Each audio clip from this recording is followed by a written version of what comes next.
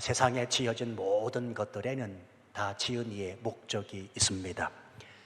그냥 아무렇게나 지어지지 않았다는 말이지요. 자, 예를 들어서 지금 제가 마이크를 들고 있는데요. 이 마이크는 무슨 용으로 만들어졌습니까? 스피치용으로 만들어져 이렇게 쓰여지고 있습니다. 이 강대상도 마찬가지고, 그리고 여러분 앉아 계신 그 의자도 마찬가지입니다. 다 목적대로 만들어졌고 그 목적대로 쓰여지고 있습니다. 여러분, 사람도 마찬가지입니다. 사람도 목적이 있기 때문에 지음을 받았습니다. 그냥 아무 의미 없이 이 땅에 태어난 사람은 한 사람도 없습니다. 그래서 토마스 칼라힐이라는 사람은 이런 말을 했더라고요. 목적이 없는 사람은 키 없는 배와 같다. 한낱 떠돌이요 아무것도 아닌 인간이라 부를 수 없는 사람이다. 아주 단호하지요. 목적 없는 인간은 인생도 아니고 인간도 아니라는 말입니다. 자, 그러면 하나님이 저와 여러분을 만드시고 인생을 만드신 그 이유는 무엇입니까? 이사야 43장 21절 성경은 우리에게 분명히 말씀하고 있는데, 이 백성은 내가 나를 위하여 지었나니 나의 찬송을 부르게 함이니라. 할렐루야. 이 백성은 내가 나를 위하여 지었나니 나의 찬송을 부르게 하기 위하여 하나님께서 저와 여러분을 지으셨고 인생을 지으셨다라고 말씀하고 있습니다. 나의 찬송을 부르게 한다라고 하는 말씀이 무슨 말씀입니까? 하나님 앞에 영광을 올려드리기 위하여 인간이 지음받았음에 대하여 말씀해주고 있습니다. 여러분, 저는 이 하나님의 영광이라는 말을 무척이나 좋아합니다. 그렇죠? 그래서 제 기도에는 하나님의 영광이라고 하는 이 단어가 빠지질 않습니다. 이 하나님의 영광은 제 좌우명이기도 해요. 우리가 장로교 신자니까 장로교 신자는 반드시 아실 필요가 있습니다. 장로교 소요리 문답 제1문항은 이렇게 시작이 됩니다. 사람의 제1되는 목적이 무엇이냐라고 묻습니다. 이때 답이 뭐냐면 그것은 하나님을 영화롭게 하고 그 하나님을 영원토록 즐거워하는 것이다. 이게 답으로 되어 있습니다. 여러분, 왜 그렇습니까? 인생에게 있어서 하나님의 영광보다 더 중요한 것은 없기 때문입니다. 그러므로 우리 삶의 모든 것은 다 하나님의 영광이 되어야 됩니다. 대답하세요. 오늘 우리가 하나님 앞에 찾아 나온 이유가 무엇입니까? 자동으로 나오셔야지요. 오늘 이 밤에 하나님 앞에 우리가 찾아 나와 예배하는 그 이유는 무엇입니까? 오늘 우리가 이 땅 치앙마이를 살아가는 그 이유는 무엇입니까? 우리가 왜 밥을 먹습니까? 그렇습니다. 하나님 앞에 영광을 올려드리기 위함이라는 사실입니다. 그러므로 복 있는 사람은 이 하나님의 영광이라는 거대한 삶의 목적을 가지고 있는 사람입니다. 왜냐하면 하나님이 인생을 목적대로 지으셨다면 지은 이의 그 목적대로 살아가는 사람이 바로 복 있는 인생이기 때문에 그래요. 이 대부분의 예수님을 믿지 않고 살아가는 세상의 사람들은 삶의 목적이 그저 성공하고 출세해서 행복해지려는 데 있습니다. 그래서 악착같이 돈 법니다. 다른 사람들보다 조금 높은 위치에 오르려고 하고요. 그리고 좀 더 배우려고 합니다. 왜냐하면 아는 것이 지식의 힘이라고 생각하기 때문에 그렇습니다. 물론 이런 것들이 필요합니다. 이런 것들이 인생을 살아가면서 전혀 필요치 않다라는 말씀을 드리는 것이 아닙니다. 그러나 요는 그것이 우리 인생의 목적이 되어서는 안 된다는 것입니다. 왜냐하면 성공, 출세, 그리고 행복이라고 하는 것은 삶의 진정한 목적대로 살아가다 보면 부수적으로 따라오는 것이지 그것만을 위해 사는 것은 참 인생의 목적이 아니기 때문에 그렇습니다. 여러분, 신앙생활도 마찬가지입니다. 왜 예수님을 믿습니까? 라고 물으면 대부분은 이렇게 대답을 하셔요. 천국 가기 위해서 예수님 믿습니다. 틀린 말입니까? 맞는 말입니까? 맞는 말입니다. 맞습니다. 물론 예수 그리스도 그분 믿으면 천국 갑니다. 그러나 천국 가기 위해서만 예수를 믿는다면 평생 하고 싶은 거 마음대로 다 하면서 실컷 죄 짓다가 죽기 바로 직전에 믿어도 천국은 갑니다. 그렇지요. 왜냐하면 주 예수를 믿으면 구원을 받는다고 성경에 말씀하고 있기 때문입니다. 또 어느 분은 왜 예수님을 믿습니까? 라고 하면 마음의 평안을 얻기 위해서 예수님을 믿습니다 라고 말씀하는 분도 계십니다. 그런데요, 그것도 맞아요. 그러나 여러분, 마음의 평안은 굳이 예수님을 믿지 않아도 얻을 수가 있습니다. 예를 들어 드릴까요? 명상을 한다거나 마인드 컨트롤을 한다거나 좋은 음악을 듣는다거나 그리고 다른 종교 생활을 통해서도 마음만 먹으면 일시적인 평안, 영원한 평안이 아니라 일시적인 평안 얻을 수 있다는 말입니다. 그러므로 우린 반드시 기억을 해야 됩니다. 천국은 예수 믿는 사람의 목적이 아니라 이 땅에서 나를 향한 하나님의 그 목적대로 살면 천국에 들어가게 되어 있습니다. 예수 그리스도를 믿는 것은 평안을 얻기 위해서가 아니라 이 땅에서 나를 향한 하나님의 목적대로 살면 하나님께서 허락하시는 평안이 주어진다는 말입니다. 그래서요, 인생을 지으신 하나님의 목적대로만 살면 됩니다. 하나님을 영화롭게 하고 그 하나님으로 인하여 영원토록 즐거워하는 것, 이게 바로 사람의 본분이요 인생의 목적이라는 사실입니다. 그래서 여러분, 오해 없이 잘 들으셔야 됩니다. 이 땅 치앙마이에서 이렇게 저렇게 일하시는 분들 계시지요? 계셔요? 안 계셔요? 이 땅 치앙마이에서 뭐 먹고 살기 위해서든 아르바이트를 위해서든 소일거리를 통해서든 어쨌든 간에 이렇게 저렇게 일하시는 분들 계십니다. 잘 들으십시오. 하나님의 영광이라는 이 큰 목적이 우선되지 않으면 일 내려놓으시기를 바랍니다. 가이드 하지 마시고요, 쇼베도 나가지 마시고요, 장사도 하지 마시라는 겁니다. 이해되십니까? 여기 서 있는 목사도 마찬가지입니다. 하나님의 영광이라고 하는 이 큰 목적 없이 목회하고 선교한다면 목회 내려놓아야 되고요, 선교할 이유가 없습니다. 분명히 말씀드립니다. 우리의 삶의 모두 첫 번째는 하나님의 영광을 위한 것이다. 그러니까 가을도 나간다고, 숍을 나간다고, 뭐 어디서 일한다고 그게 나쁜 게 아니고요, 잘못된 게 아니라 우선순위를 분명히 하자는 것입니다. 그것이 하나님의 영광이라고 하는 더 큰 영광을 나타내기 위하지 못한다면 그만두세요. 그만두시라는 말입니다. 와, 목사님 말씀 세게 하네요.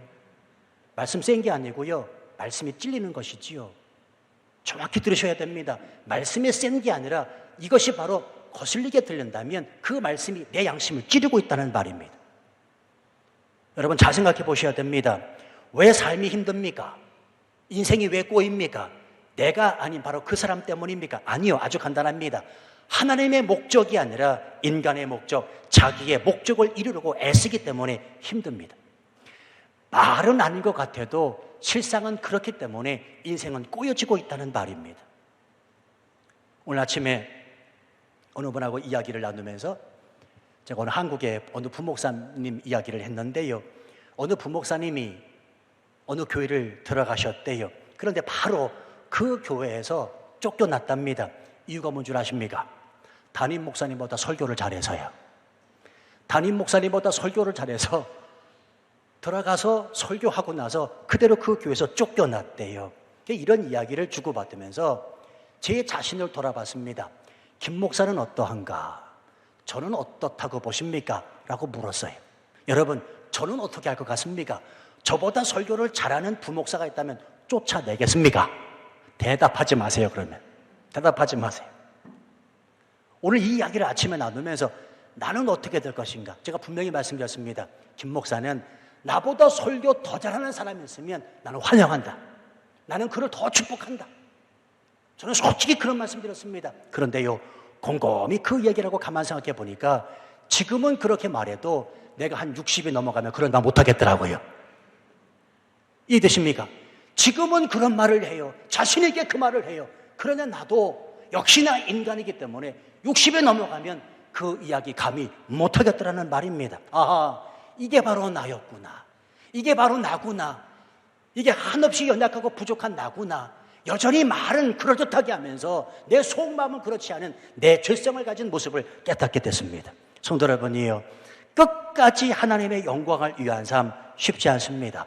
거룩하신 하나님의 영광과 죄성을 가진 내 영광이 서로 상충되기 때문입니다. 그러나 인생의 어두운 터널에서 빨리 벗어나는 길은 자기의 뜻이 아니라, 내 목적이 아니라 하나님의 뜻으로, 하나님의 목적으로 돌이킬 때 빨리 빠져나올 수 있음을 믿으셔야 됩니다.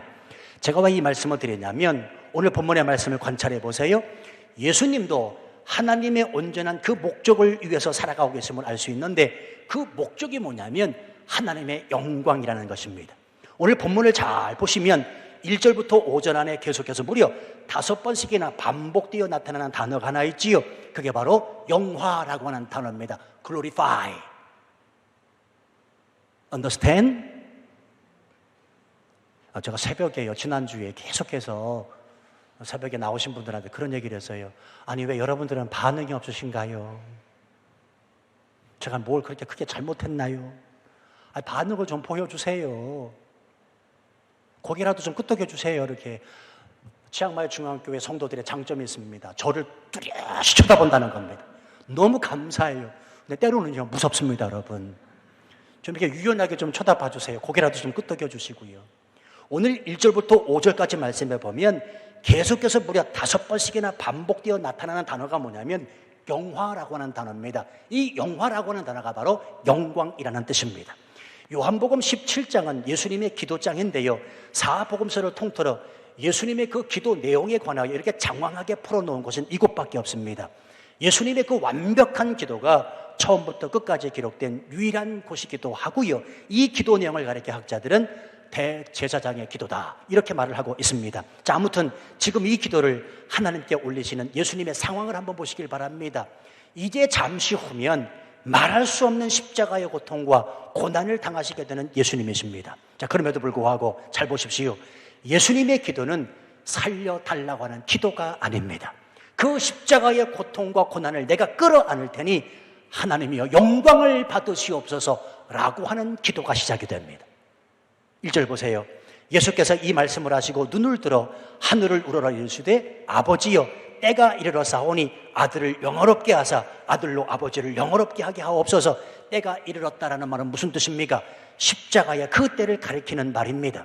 예수님은 이미 알고 계셨습니다. 자신이 어떠한 죽음을 맞이하게 될 것인지 너무나 잘 알고 계셨습니다. 그럼에도 놀라운 사실은 예수님은 그 죽음의 순간까지도 하나님의 영광을 나타내는 그 기도를 멈추지 않고 계시다는 사실입니다. 아버지여, 내가 십자가를 받아들입니다. 그것이 아픔이요 슬픔이요 치욕적인 것도 압니다. 그러나 나를 통하여 하나님이 영광을 받으신다면 나는 그 길을 기꺼이 가겠습니다. 멈추지 않냐고 그 길을 가겠습니다. 바로 이것이 오늘 예수 그리스도의 기도였다는 사실입니다.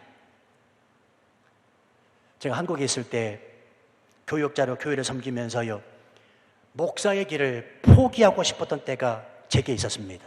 왜냐하면 한마디로 이 목회자의 길을 걷는다는 것, 이 교육자의 길을 갖는다는 게 너무 힘든 거예요. 그 힘든 이야기를 여러분에게 다 할 수는 없습니다. 그런데요, 너무너무 힘든 겁니다. 경제적으로도 힘들고요, 사람에게도 힘들고요, 또 제 미래를 보니까 미래에 대한 희망이 전혀 보이질 않습니다. 난 언제까지나 부교육자로만 있어야 되는가? 언젠가는 목회를 해야 되는데 내가 어디 가서 목회를 한단 말인가? 뭐 선교사에 대해서는 꿈도 꾸지 않았고요. 그러니까 서서히 절망감이 찾아오면서 슬럼프에 빠지게 되더라고요. 그래서 목사의 길을 내가 놔야 되는가라고 생각을 했었습니다. 그때 어느 선교 집회에 제가 참석을 했는데요, 그 선교 집회가 바로 선교 한국이었어요. 지금도 2년 만에 한국에서 청년 대학생들 큰 집회하지 않습니까? 선교 한국. 그 선교 한국에 제가 참석을 하게 됐습니다. 그 집회를 인도하시는 선교사님이 이런 말씀을 하시더라고요. 당신 자식의 목숨을 하나님께 드려 전 세계가 구원받을 수 있다면 당신은 그렇게 하겠는가? 여러분, 한번 여러분에게 묻습니다. 여러분의 자녀 한 사람을 통해서 그 자녀를 내게 바치라, 제물로 바치라. 그러면 그 자녀 내가 받고 전 세계 70억 인구를 한꺼번에 다 구원시켜 주겠다. 하나님이 만약에 저와 여러분에게 이런 딜을 해오신다면 여러분은 어떻게 반응하시겠습니까? 여러분, 70억 명의 전 세계 인구가 한 번에 구원받을 수 있는 절호의 기회입니다. 기가 막히잖아요. 그런데 저는 그때 마음속으로 대답했습니다. 아니요, 하나님. 나는 그렇게 하지 못하겠습니다. 내 자식이 어떤 자식인데요. 큰놈 나임이 얼굴이 이만큼 크게 해서 떠오르는 거예요. 그 자식이 어떤 자식인데 그 자식을 내게 바치라고. 그 자식을 하나님 앞에 바치면 70억 인구를 한꺼번에 구원시켜 주겠다고. 와, 기가 막힌 말씀인데 나는 내 자식이 하나님 앞에 드려져 70억 인구가 구원받게 되더라도 나는 못 바치겠더라고요. 그때 그 선교사님을 통해서 제게 성령님의 이런 음성이 들렸습니다. 70억이 아니라 나는 너 하나를 구원하기 위해 이 땅에 왔다. 그리고 너 하나를 죄로부터 구원시켜 하나님의 백성 만들려고 십자가를 졌다. 70억 죽어가는 영혼을 위해 네 자식 하나 바치지 못하는 부족한 너를 내가 종으로 불러 세웠건만 너는 뭐가 그렇게 힘들다고 어렵다고 지친다고 포기한다고 말하는가? 성도 여러분, 제가 그날 밤 얼마나 울면서 하나님 앞에 회개했는지 모릅니다. 지금 이 시간에 이 자리에도 우리 선교사님들 계시지요. 우리 선교사님들에게 제가 이 말씀에 의지해서 권면의 말씀드립니다. 힘들어도 지쳐도 묵묵히 그 길을 가시기 바랍니다. 십자가의 그 길을 마다하지 않고 묵묵히 걷다 보면 하나님은 당신의 그 걸음걸음을 통하여 영광을 받으십니다. 누가 알아줍니까? 예, 그러나 사람은 알아주지 못해도 선교사님 그 속 깊은 마음을 우리 하나님은 알아주실 것입니다. 혹시나 이 자리에 믿음을 포기하고 싶은 성도님들이 계십니까? 여러분이요, 그냥 가는 겁니다. 지치지만 힘들지만 끝까지 한 발 한 발 내딛는 것입니다. 내가 한 발 한 발 내딛을 때마다 하나님이 영광을 받으신다는 사실 우린 잊으시면 안 됩니다. 그 길이 십자가의 길일지라도 그 길을 통하여 하나님이 영광을 받으신다면 묵묵히 그 길을 감히 마땅하기 때문입니다. 그게 신앙이요, 그게 믿음이요, 우리 주님이 걸으신 영광의 길, 십자가의 길이기 때문입니다. 여러분, 십자가의 길을 좋아하는 사람은 아무도 없습니다. 십자가의 영광도 잘 알지만 내가 원하는 영광은 아무 고통 없이, 아무 고난 없이, 아무 시련 없이 그냥 잘 되는 것입니다. 그러나 여러분, 하나님은 이렇게 말씀하고 계십니다. 고생을 해야, 고통도 시련을 끌어안고 가야 그것이 하나님께 영광이 되고 우리에게도 진정한 영광이 된다. 내가 십자가를 짊으로 말미암아 다른 사람을 살릴 수 있다면, 내가 고생함으로 말미암아 다른 사람들을 행복하게 해줄 수 있다면, 내가 좀 힘들어도 다른 성도들이 기뻐할 수 있다면 기꺼이 그 십자가를 지고 가라. 이것이 하나님 앞에 내게 영광이 된단다라고 말씀하고 계십니다. 그래서 오늘 예수님은 이 하나님 아버지의 뜻을 너무나 잘 알고 계시기 때문에 바로 이 말씀을 하시는 겁니다. 내가 고통과 시련, 고난을 끌어안고 그것이 하나님 앞에 영광이 된다면 예, 십자가 지겠습니다. 하나님이요, 영광은 하나님이 받으시옵소서라고 말씀하고 계시다는 말입니다. 순종함으로 그래서 십자가를 지시고 계시다는 말입니다. 자, 그러면 이렇게 십자가에 대한 전적인 순종을 이루시고자 하시는 그 하나님 아버지의 뜻은 무엇인가? 2절과 3절 말씀에 보면 또 반복되어 나오는 단어가 있지요. 영생이라고 하는 단어입니다. 다시 말하면 예수님을 통해 하나님 아버지께서 우리에게 주시고자 하시는 것은 바로 영생이라는 말입니다. 여러분, 다시 말씀드립니다. 예수님의 고난과 고통의 십자가가 하나님 앞에 영광이 되는 이유는 그 십자가를 통해 저와 여러분이 영생을 얻었기 때문입니다. 그러므로 누구든지 예수 그리스도께서 주신 십자가의 그 보혈의 피를 믿으면 영생을 얻습니다. 할렐루야. 하나님이 세상을 이처럼 사랑하사 독생자를 주셨으니 이는 저를 믿는 자마다 영생을 얻게 하려 하십니다. 바로 이 말씀이라는 말입니다. 자, 그러면 아주 굉장히 중요한데요, 우리가 정확히 알아야 됩니다. 영생이 무엇입니까? 많은 사람들이 이 영생에 대해서 물으면 이렇게 답을 합니다.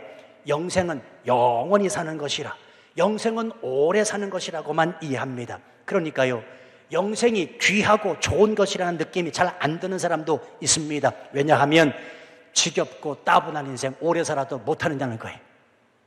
인생이 지겹고 따분한 사람에겐 영생을 소개해줘봤자 그 영생이 복이라고 받아들이지 않는다는 말입니다.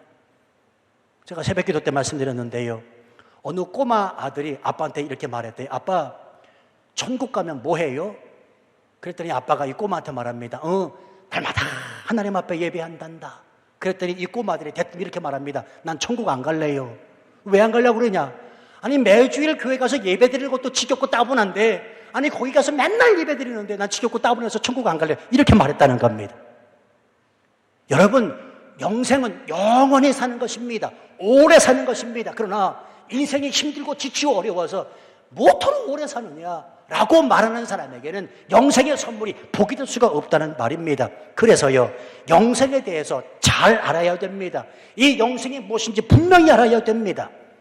영생에 대한 이 정확한 이해가 되지 않으니까 영생에 대한 갈급함도, 영생에 대한 감동도 없다는 말입니다. 오늘 주님은 우리에게 영생이 무엇인지 분명히 말씀해 주십니다. 자, 3절 보세요. 영생은 곧 유일하신 참 하나님과 그가 보내신 자 예수 그리스도를 아는 것이니이다. 자, 굉장히 중요한 단어가 나왔는데 안다라고 하는 단어가 나옵니다. 자, 여기서 여러분, 이 안다라고 하는 말은 단순한 말이 아닙니다. 성경에서 안다라고 말할 때 히브리 말로 야다라고 쓰입니다. 이 야다라는 말은 부부 사이의 깊은 관계, 다시 말하면 남들이 모르는 두 사람만이 아는 관계를 말합니다. 예를 들어서 저는요, 대통령을 압니다. 그러나 그분에 대해서는 잘 몰라요. 자, 차이점을 이해하셨나요? 그 사람을 아는 것과 그 사람에 대하여 아는 것은 상당한 차이가 있다는 말입니다. 일반적으로 우리가 어떤 사람을 안다라고 했을 때 그 사람을 아는 것은 두 가지 이유 때문에 그렇습니다. 첫 번째는 뭐냐면 정보를 통해서 그 사람을 압니다. 그가 몇 년생이고 고향이 어디고 취미가 뭐고 특징은 무엇인지 누군가를 통하여 어디에 기록되어 있는 것을 보고 그 정보를 통하여 그를 안다라고 말합니다. 근데 두 번째 아님이 있습니다. 경험을 통해서 그 사람을 압니다. 직접 내가 만나보는 겁니다. 부딪혀보는 겁니다. 같이 살아보는 겁니다. 여러분, 여기 서 있는 김 목사를 세상에서 가장 잘 아는 사람이 누굴까요? 여러분 보기에는 제가 그저 별 볼 일 없는 남자라고 여길지 모르지만 제가 멋진 상남자 중에 남자라는 사실을 아는 사람은 제 아내입니다. 그렇죠? 예배 다 마치고 물어보시길 바랍니다. 고개라도 좀 끄덕여. 예배 다 마치면 한번 물어봐 주세요. 이 세상에서 김 목사가 상남자 중에 남자라 라고 말하는 사람은 제 아내밖에 없다는 말입니다. 왜 그렇습니까? 나와 함께 살고 있기 때문입니다. 여러분, 우리가 예수님을 어떻게 합니까? 정보입니까? 경험입니까? 많은 사람들이 하나님을, 그리고 예수님을 정보를 통해 알고 있습니다. 그 정보를 통해 알고 있는 것이 다인양 말하고 있습니다. 어디서 듣기는 들었습니다. 교육을 통해서, 수많은 정보들을 통해서 기독교가 무엇인지 말은 합니다. 문제는 뭐냐? 잘 알지 못한다는 말입니다. 성경도요, 예수님 안 믿는 사람들이 더 많이 잘 알고 있어요. 창세기 1장 1절이 무엇인지 잘 알고 있습니다. 정보로 성경이 무엇인지 알고 있다는 말입니다. 그러나 그 정보에 관해서 믿지 않고 있습니다. 왜? 경험되지 않았으니까. 성도 여러분이요, 하나님은 우리가 정보를 통해 알 수 있는 분이 아닙니다. 예수 그리스도는 정보가 아니라 경험을 통해, 만남을 통해 정확히 알 수가 있습니다. 바리새인들과 서기관들은 하나님을 정보로만 알았습니다. 구약의 성경을 한낱 정보로만 알았다는 것입니다. 하나님을 만나고 경험해보지 않습니다. 그러니 하나님의 그 뜻을 알 리가 없고 결국 하나님 되시는 그 예수 그리스도를 십자가에 못 박는 역할을 했잖아요. 자, 그런데 바울은 유대인 중에 유대인이요, 바리새인 중에 바리새인이라고 말합니다. 그가 예수님을 정보로만 알고 있을 때는 예수님 믿는 사람들을 잡아다가 옥에 가둡니다. 그러나 그가 다메섹 도성에 가서 예수 그리스도를 정보가 아니라 경험으로, 빛으로 만난 뒤에는 인생이 변하여 위대한 사도가 됨을 우린 잘 알고 있습니다. 성도 여러분, 분명히 기억하십시다. 영생의 비결은 참 하나님과 그의 보내신 자 예수 그리스도를 만나서 경험해야 알 수가 있습니다. 다시 말하면 영생의 참 기쁨은 예수님을 만나는 데 있다는 말입니다.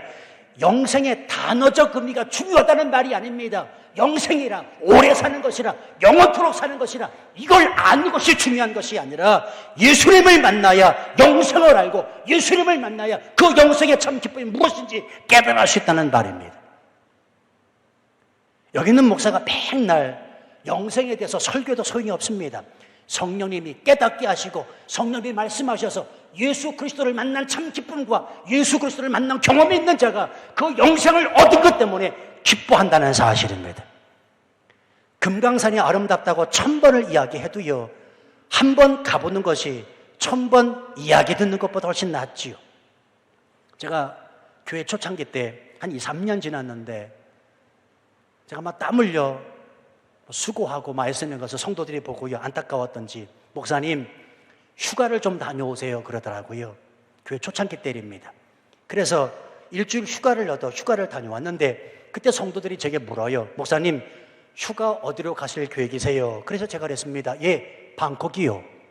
방콕이요. 그랬더니 성도들이 하나같이 제게 말해요. 목사님 방콕 볼 거 하나도 없습니다. 먹을 것도 없고요, 갈 것도 없고요. 뭐 방콕으로 휴가를 가시려고 그래요. 다른 곳을 가세요라고 말합니다. 근데 여러분이요, 그렇게 말씀하시는 분은 방콕을 경험했으니까 그렇지요.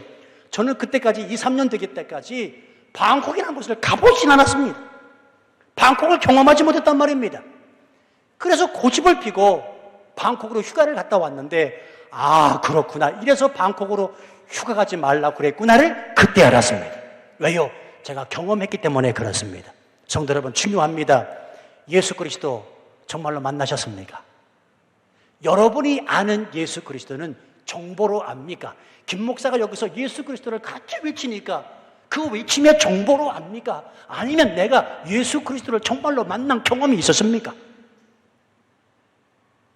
예수 그리스도를 정말로 만난 그 경험이 있으시다면 잊지 마십시오. 당신은 영생을 선물로 받은 자입니다.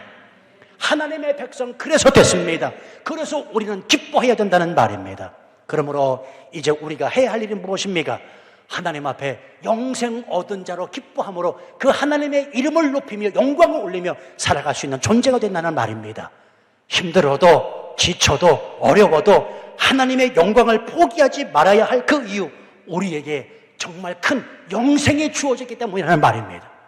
혹시 여러분 가운데 교회 생활, 신앙생활, 믿음 생활이 지치고 힘들고 어려운 분 계시지요? 왜 제가 이 말씀을 느닷없이 던지는 줄 아십니까? 여기 원고에도 없어요. 제가 힘들기 때문에 그래요. 나도 힘들기 때문에. 나도 목회하기 힘들고 선교하기 힘들고 신앙생활, 믿음생활 하기 힘들어요. 그러나 말씀을 통해서 깨닫게 됩니다. 내가 예수 그리스도를 아는 것은 충고가 아니라 내가 그 예수 그리스도를 만났고 그래서 예수 그리스도의 경험 때문이라면 내가 영생받은 자이기 때문에 기뻐하고 그래서 하나님 앞에 영광을 올려야 되겠다라고 다짐을 했다는 말입니다. 여러분 잊지 마세요. 가장 크나큰 선물, 예수 그리스도를 만남으로 인해서 저와 여러분에게 영생이 주어져 있습니다. 혹시나 속상할 일이 있습니까? 답답한 일, 싸울 일 이유 없이 그 사람이 미워 죽겠습니까? 하나님 앞에 이렇게 기도하시길 바랍니다. 하나님, 지금 제가 져야 할 십자가가 이것입니까? 그렇다면 이것까지라도 이 일들을 통하여 하나님의 영광을 받아 주옵소서. 오늘 그렇게 기도하신 분이 예수님이십니다. 우리 기도가 하나님께 영광이 되어야 될 이유입니다. 우리 함께 찬양하지요. 죄짐 맡은 우리 구주